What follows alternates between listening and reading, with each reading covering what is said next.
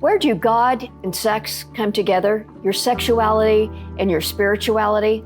I'm Dr. Carol, and thank you for joining me on this episode. We're going to dive into that today. And this conversation with my guest, Bill Delvaux, was so much deeper and more fruitful than I even anticipated before we did this.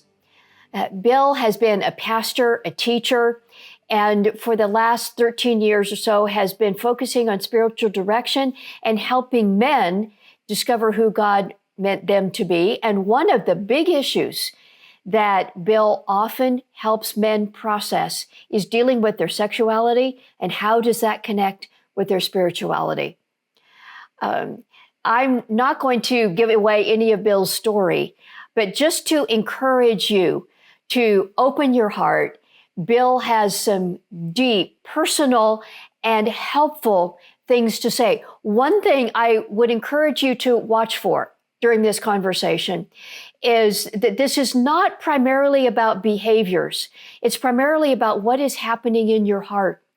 And how do you bring your heart to this process? Allow God to do what he wants to do in your heart. What can you do so that God can do what he wants to do in your heart, especially in this area of sexuality? Bill leads Landmark Journey Ministries, has for some time. We'll talk a little bit about that as well. But here is this wonderful conversation. Bill Delvaux, how special, what an honor to have you in this conversation on our program today. First of all, just welcome and thanks for being here. Yeah, it's great to be here. Thanks so much for the invitation, and really just appreciate and look forward to our conversation. Yeah. You have been a pastor. You've done a lot of teaching. You lead a ministry and are a spiritual director. I think one of the first things I just like for people to kind of understand is, what is a spiritual director? What do you do? What does that look like? Yeah, that's the question I get all the time. I always tell the story, when I first heard about it 13 years ago, I had no idea what it was, and I was actually pretty skeptical. So I find it very ironic and comical that I do this full time. So spiritual direction is just a conversation about your experience with God. It's all it is. And then, but I tell people the secret sauce of it is we have this conversation like you would with a good counselor, and you bring into that all your other issues and problems. Yeah. But the focus is always one's relationship with God. But the secret sauce is not our conversation. The secret sauce is our times of silence where I usually suggest, why don't you ask Jesus about this? Or I'll lead them in some way of coming before the Lord. And that's where the magic happens. So that's spiritual direction. It's actually really simple. Yeah. Powerful. I know for my own spiritual life, everything radically changed when I learned how to incorporate spaces for silence and quietness and solitude. I think God especially loves to show up in those moments. In fact, I don't know that he really shows up very often otherwise. Yeah. He can, but that he loves that. Oh yeah. And I like to often, not always, but I often give them a question because so many men come to me with what I call monologue prayer, like they do all the talking. And it's like, well, that's really not like a good relationship if you're doing all the talking. So it's like, what would it be like to ask them a question and invite the conversation? So that's kind of how we get on that track. And so, yeah, you're right. It just, that space, the silence, the solitude, the asking of questions, the prayer is listening versus prayer is just talking. And it really starts to change so many things. So it's wonderful. I read an article that you posted online a few months ago, and it just tweaked something in me that I am really looking forward to talking with you about today. And I'm going to read a couple sentences from that article that can kind of jump us into the deep end. We're just going to just go jump there. In. Tell me the water's okay. We'll be fine. You wrote, every man's sexual story I have ever heard has dark caverns of shame, sadness, guilt, and regret. My own has massive ones that nearly swallowed me alive. Mm-hmm. Being sexual feels like a curse, not a blessing. Right. It seems to move a man away from God, not toward him. Right. Just wow. Let me just throw that out there and give you, I mean, just jump Yeah. in. Yeah. Yeah. Yeah.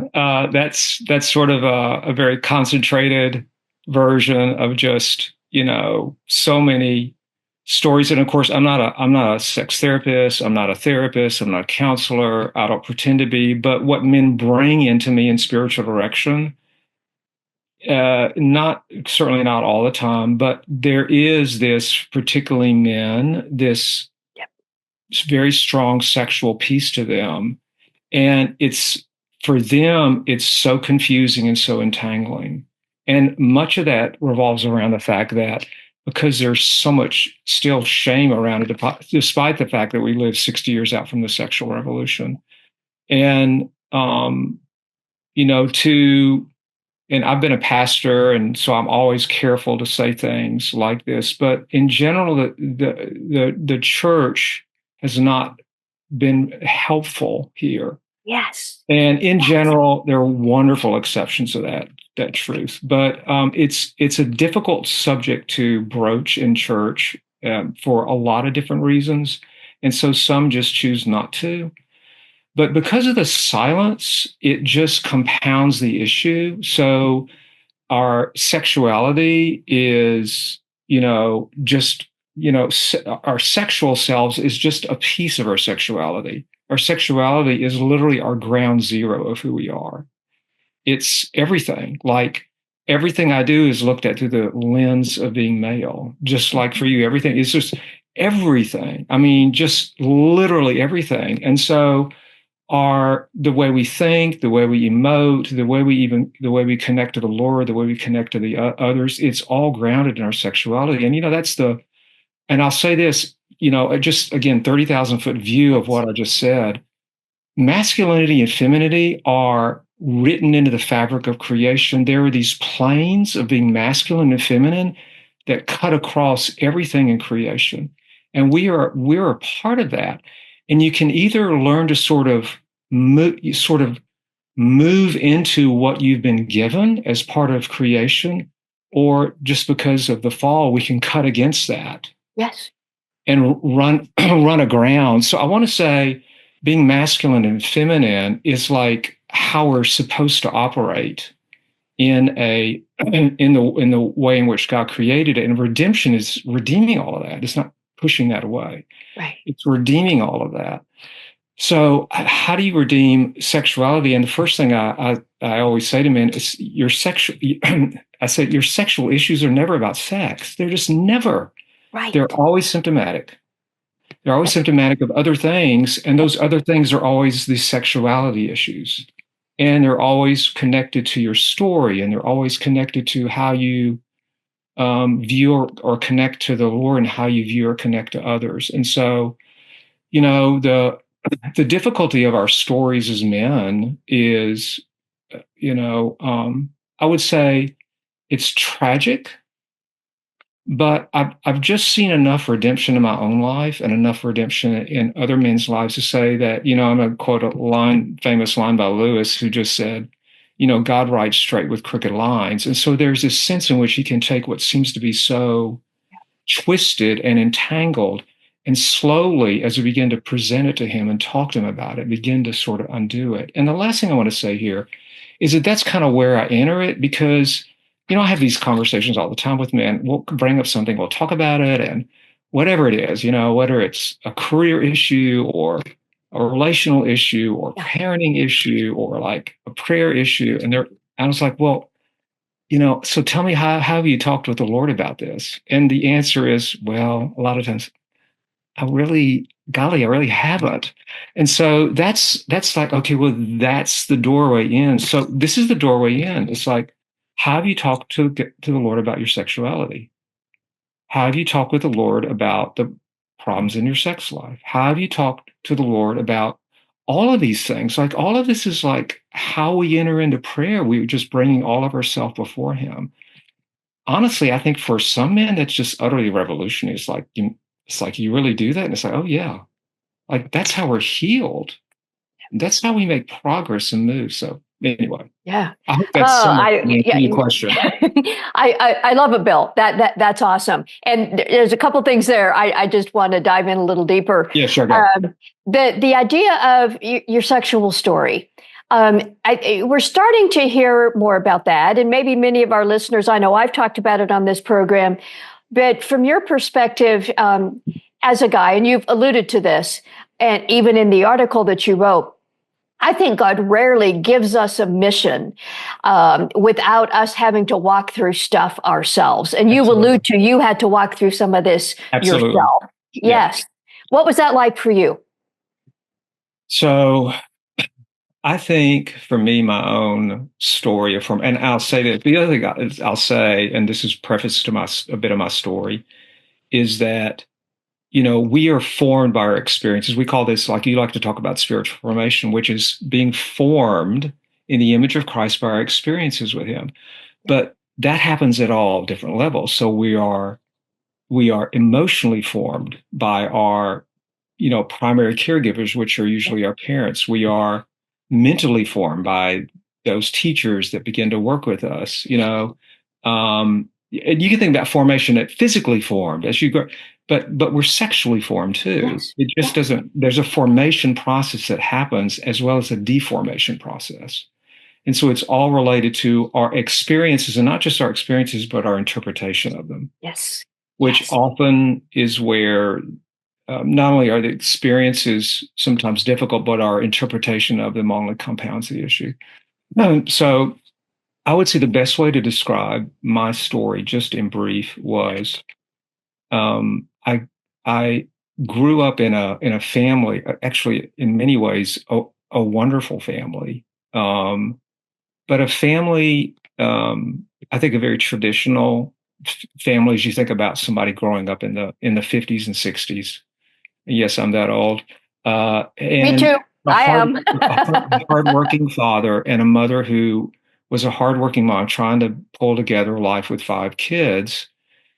And, I look back on the many blessings that came from that lot, from the things that they really did offer me. And there were just some things that were just really missing that they didn't know how to give or weren't aware that that was the need, or just simply just because there was so much busyness got lost in the shuffle. Yep. So after having parented kids myself, you give your parents a lot more grace, Yes. for the process, because it's incredibly challenging. So yeah. So I learned a lot of this kind of, I guess, after I got married. By the way, my wife, who's put up with me for 39 years, who's just an amazing person, my 2 incredible daughters, I would say, though, having a family, marriage, and my own kids, that really started the process of me having to try to unpack my story, because I realized what was happening to me was having relational dynamics that were not good. So I grew up in a family, and so I tell people the best way to describe myself growing up was I simply felt androgynous, which is the technical term for sexless. In other words, I Yeah. didn't feel either male or female. I didn't feel anything. And I didn't even realize that I was that way until later on in life, when I look back on my childhood. It's just like, I didn't, it's not that I didn't have guys that I didn't play with, or even girls that I didn't play with, but there was a primary loss of connection to my father, particularly. And I think I was a second child, very compliant. And some of that I know is my mom was taking care of, other kids and other needs. I seemed to be doing fine. Yeah. And so I was often left to myself because I just seemed to work great by myself. So that sense of feeling androgynous and disconnected, when I reached puberty, it began to just simply really go off the rails. Yeah. And so I entered into a space where I became sexually aware. But I didn't. There wasn't. This was an era where there wasn't any conversation about this at home, by and large. And so there was just never any conversation about it. And so, you're just like, I don't know what's happening to me. I got to figure this out. All of a sudden, life seemed incredibly scary. And I simply began, the only way I knew how to deal with that is I simply just like I disconnected from people and I stayed a lot by myself. Um, a lot of my own time during my teen years and I look at my college years, I really struggled with depression. And I felt just tremendously disconnected from both guys and girls. And so this sort of, I look back at it now, I sort of never sexually developed. And I tell people like the best way to describe it is like at 15, I just sort of stopped. Like I had several things happen to me at 15 that really formed me. One was Yeah. my first girlfriend. It didn't turn out and it just completely devastated me. And I didn't know what to do with that. And it just seemed better not to sort of enter that space. Mm-hmm. And so I just increasingly became disconnected. And I entered this space where sexuality was simply something I just tried to like put in a closet. You know what I mean? I tried to put it in a Yes. closet and hide because I didn't know what to Yes. do with it. It felt unmanageable, un un you know un and so really unapproachable, and I was so ashamed of it. Yep. I really tried to cut it off for myself. So that's just a bit of my story. Other pieces of it, I had the one place where I got hooked was the trap of pornography, which is so Yes. common in Yes. my um teen years and really on into my 20s. Yes. And I was able to really cut that really through just the power of the Lord, and then just sort of finding myself, I'm getting married, and all of those things started to move. But I would say this, getting rid of that was only the first step. Like it's like you got to get off the alcohol before you can even deal with. So I had to get off of porn before I could even see any of the issues underneath all of that. And so there were just layers of disconnection and layers of sadness and grief that really had nothing to do with sex itself, but just Right. played their way out Right. into some really, really difficult arenas. And I think the final piece of my story that I'll share at this point is simply, the one thing about being married, and my wife is wonderful at just speaking the truth. And when she sees things, and she speaks the truth about them, and she saw things in me that were awry, and no, and she could see them up close in a way that nobody else could, and so Yes.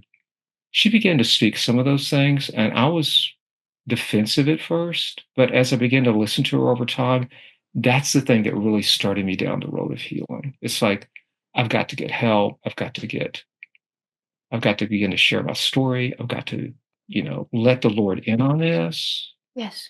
and open the closet door, let the light into the darkness.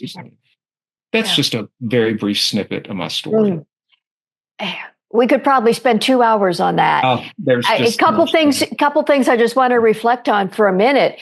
If you were growing up 50 years later and had that, and you came to through child feeling androgynous and then came to puberty with that, I'm wondering if your story would have some different elements based on the culture today, because Oh yeah. just that Oh yeah. feeling of not connected with boys or girls, and you Oh describe that so poignantly. well, Yes. I think about all the sexual messages they're getting Yep. Yes. today at that age when they're like, "Hey, y'all, you're just like this is just the beginning," and they're already putting labels on people Yep. and they're already naming things. Just like you just that's just how should I say this? It's um, it doesn't solve anything. Right. It doesn't. It Right. really it doesn't solve anything. It just puts them in a box that Yes. eventually becomes a prison. Yes. So, I'll just say it. I just think Jesus can heal us of anything. He can. he, he He can can. heal us of anything. And even though sexual disorders, by their very nature, are the deepest part of us, can often be the longest and hardest to heal. It doesn't mean it's Yep. impossible. I've just Yes. I've just watched it in my own life. I've watched it in men I've worked with. So Yes. Another thing that I really appreciate in how yeah, you told your story is focusing much less on activity or behaviors than right, on matters of the heart. right. And so many conversations I get in with, I get with people about perhaps more men than women, but there's just so much about behaviors. And in my opinion, one of the failures of the Christian church is that we have so often focused on sexual behaviors Right. rather than the matters of the heart. Right. And you didn't use these particular words a lot, but I'm hearing in your story too the lack of understanding of intimacy, or how do I get That's intimacy exactly, totally yeah, separate from sex? that's exactly right. And here's the deal. When you separate connection and Yes, intimacy from sex, yes, it's like everything goes awry. yes, When you separate those two, so it's like learning, like, what do those two mean to be brought together in the context. It's sort of like it's sort of like the puzzle pieces start to fit. But I tell you, and of course that's what people who work with sexual addictions will tell you. The only power greater than a sexual addiction is connection. Like, yeah, that's the deepest power of all. yeah, And that's where the Lord wants to meet us. That's how the Lord wants to form us. He wants to learn to connect to us in that powerful way so that we can experience his love. And that's ultimately what changes us. So yeah, it's behavior. When I taught high school for years, I learned over time, behavior is the tip of the iceberg. It's like, be curious and ask what's underneath, because there's always a reason for it. Even if it's not a good reason, there's a reason. And once you understand the reason and the story, it's like you begin to see like what's actually happening. exactly. Yeah. Okay, bringing your sexuality and spirituality together. Where is God Yeah. in your I know. Yeah. sexuality? Where is he in your sex life? I loved something you said when we got started about, you mean I can talk to Jesus about this?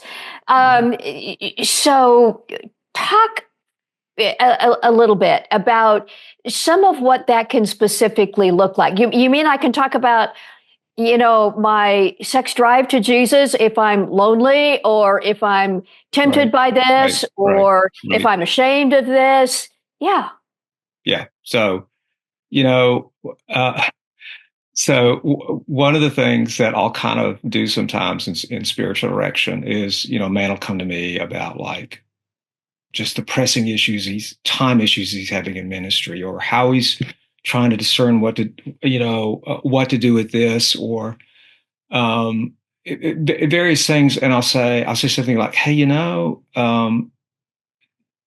Jesus experienced these same things too. Have you ever thought about asking him? Like, he might have something to offer here.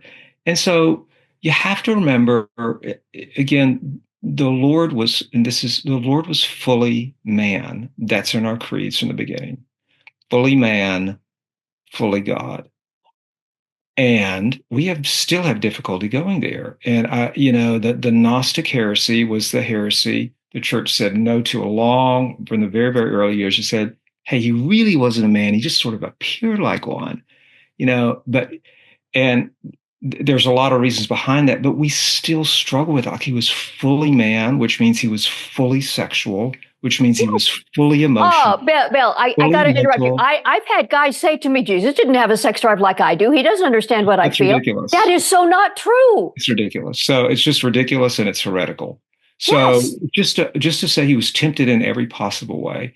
And yes. so just, if anybody understands, he does this, it's just hard down here. And it's like, he gets it. So, having somebody like that come alongside you and begin to feel seen and heard in that is a powerful connection that can just sort of begin to unwind lots of things. And so, yeah, the conversation, I think, is critical in opening those spaces of shame, and I would say fragmentation, because um, once you separate spirituality and sexuality, you're forever fragmented.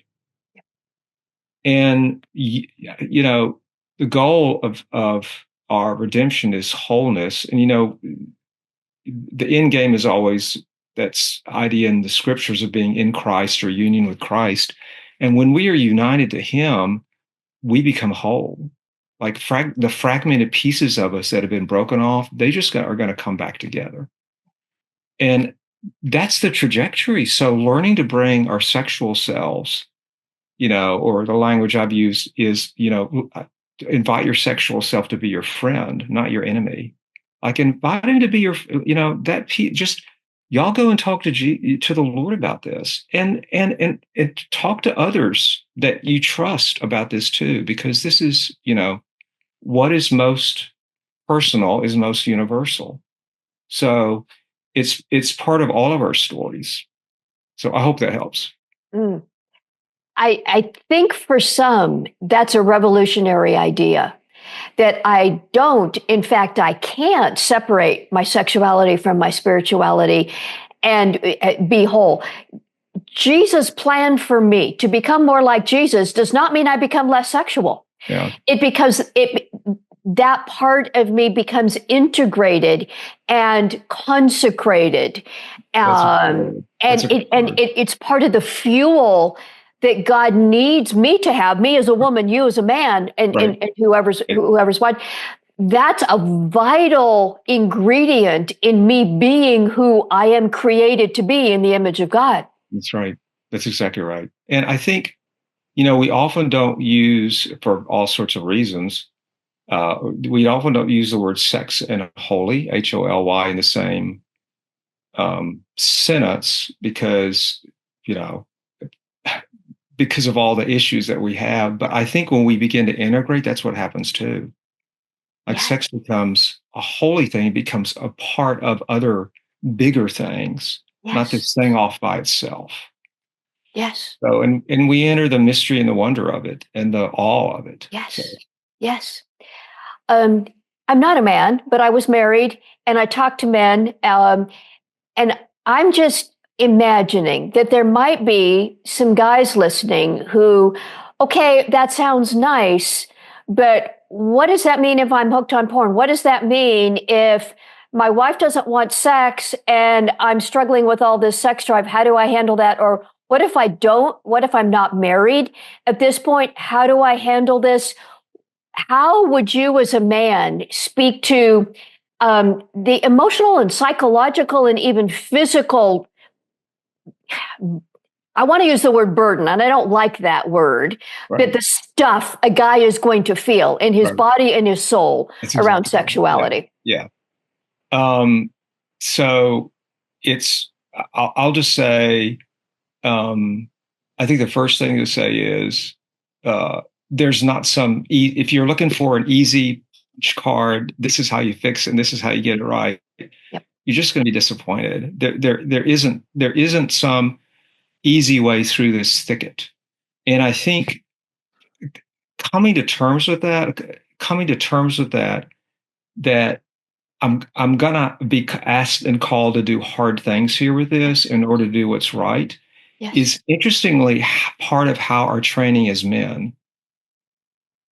This is a part of our training as men. It's like we have to learn to navigate this really hard place. We're going to make mistakes. We're going to make failures. But part of our training as men is learning to navigate this in a wise and healthy and holy way. And you could almost say it's kind of a gauntlet we all have to run through. We don't, there are no exceptions here. Nobody gets a free pass. And nobody's kind of, just slides through it. Every man struggles here. And so I think part of it is recognizing, okay, this is just going to be a space of struggle. And there are lots of things that are going to help me along the way. I think both of those need to be, there's not an easy exit. Yes. And actually God's going to use this to train me as a man. And there's all sorts of helps along the way. And so I think the helps along the way, I think, obviously one of the biggest ones is community. And, groups of men who simply, share their lives together. And this is part of the conversation of their sharing of their lives.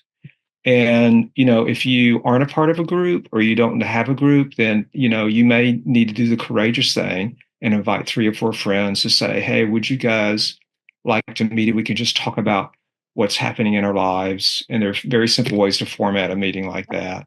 Yep. And part of the conversation is this, and you might be surprised at they're looking for the same thing. So I say community is a huge piece. Wise teaching is another piece because there's all sorts of really, I would say, unwise, foolish, tragic, wonky stuff. Yeah.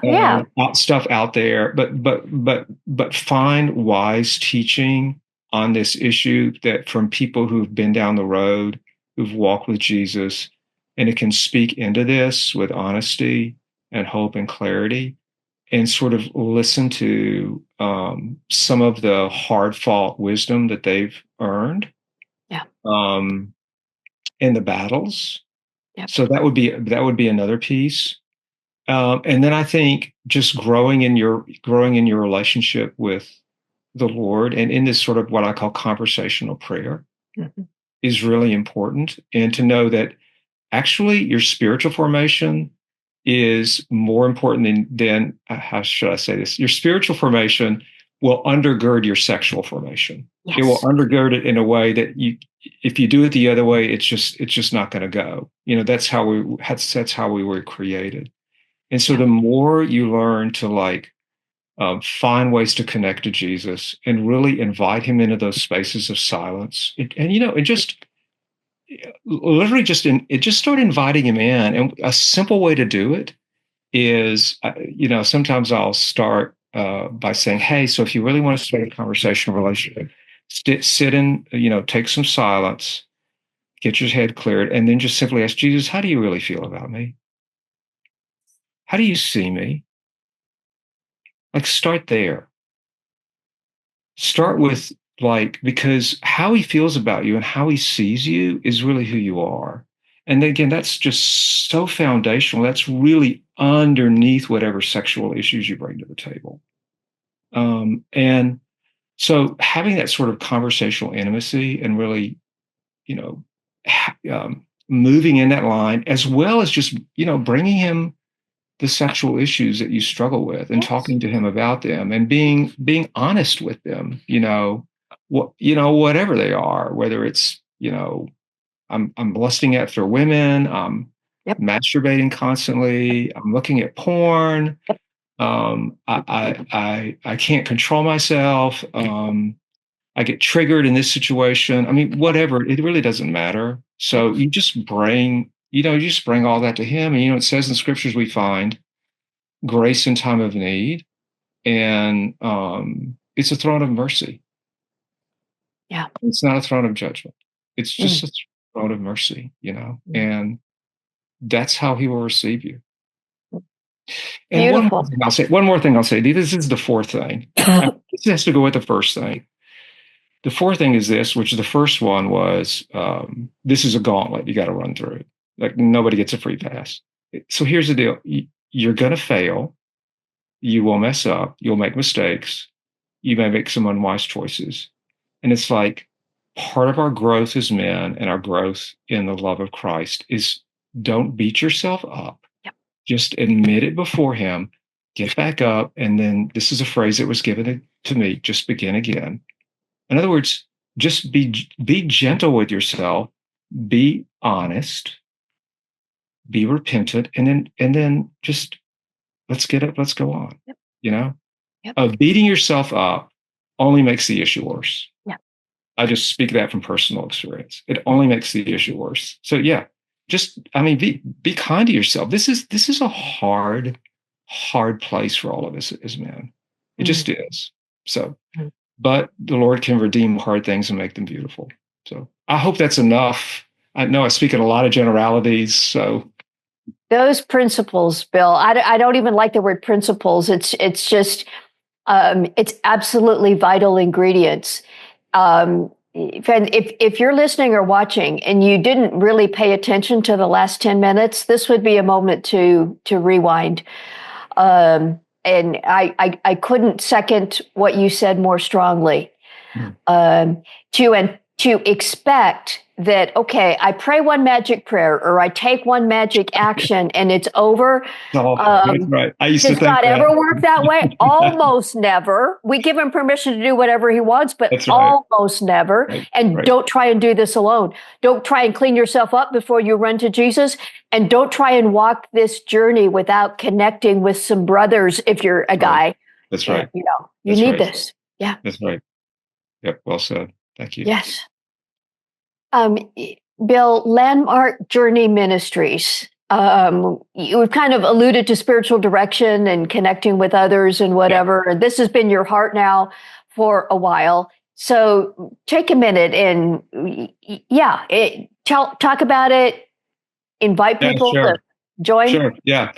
Yeah. So, I never intended to start a nonprofit ministry. I never intended to move into a spiritual direction. It's just, the amazing, surprising hand of God on my life and seeing things about me that I didn't see and that I could do. And so we started this ministry back in 2012. And as I began to discover, it was just going to be, I would say it was a more traditional ministry to men. And, did small groups, we did retreats, we did large group meetings, and I discovered spiritual direction soon after we started it. And I got so intrigued with it, I started doing it with some of the men. And it's just like, oh man, the fireworks went off. And so I'm like, I was like, this is where we need to start moving. I don't know what it means. I don't know where we're going, but this is where we need to move. And we've just been doing spiritual direction, and it's been so many people coming.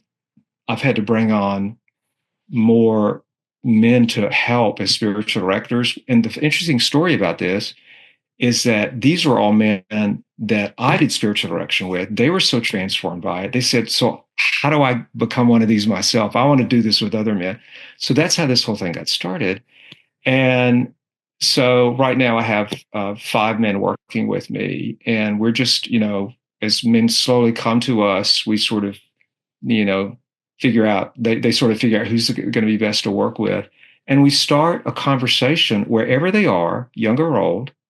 And like I said, I used to think the older guys were going to gravitate to this. It's just been the younger guys, the men in their 20s and 30s and 40s who've been in the world enough that they've just been sort of, and this is not my analogy, I think John Eldredge used it once, but they've been around in the washing machine of the world enough that they've been spun around and they're very disoriented. Yep. Marriage hasn't worked out the way they thought they would. Career hasn't, parenting hasn't. It's like, so it's a big question mark. So men just come primarily because they want more. Like there has to be more to God than me just for once a week showing up at church. Yep. But I don't know what it is. There has to be more. And just that hunger for that. Other men come to me because they know that God loves them, but they don't experience it. Yes. They just don't know what that is. And then I say a third group come to me primarily because of some of the issues that we talked about today. Mm-hmm. The sexual issues have driven them in a place where they're like, I need help here. And so that's how they come. So those, what I say, are the 3 big buckets that sort of people come to me, come and seek out spiritual direction. And so we just start wherever they are. And we don't know where it's going to go. There's no program. We're just like, okay, Holy Spirit, what do you want to do in this session? There's this deep openness to like, we're not sure where the conversation is going to go.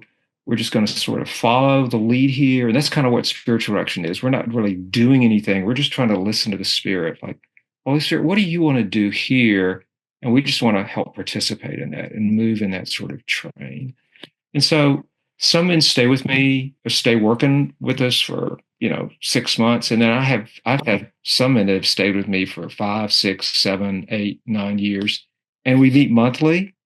So again, it's very much a very slow process and spread out, but it's that sort of, I'd say, deeper formation. That's what we're all about. Mm-hmm. Just helping men become that deeper connection with Jesus, because just you get people in the presence of Jesus, he just changes people. And that's what he did in the gospel stories. He's still doing it. Yes. That's it in a nutshell. That's beautiful, Bill. And I can just feel hearts yearning for what you just described. Just an incredibly appealing description of this process of having somebody come alongside you for spiritual formation. Mm-hmm. And the bottom line, you end up with this: Jesus shows up and things change. He does. It just does. Yep. I've just seen it hundreds of times. So Yeah. So well, we are going to link to your website, Landmark Journey Ministries, under this video if you're watching, in the show notes if you're listening. I would encourage you to check it out and connect with Bill. This has been an incredibly rich conversation. I feel lifted up. I know our listeners do too. And thank you for being Jesus with some skin onto us today, if I can say it that way. It's a privilege. It's a privilege being with you, Carol. And so just a privilege to have this kind of conversation. Thank you so much. Very kind words. I am so glad I now know Bill Delvaux, and I hope you are as well. Do check out the links in the show notes. Landmark Journey Ministries, especially if you're a guy and felt your heart pulled and want to experience more of what God has for you here, like Bill said, the sense that there's got to be more. Oh, this would be a place I can definitely recommend you connect with and check out their spiritual direction and just all they do. Couple links to check under this video.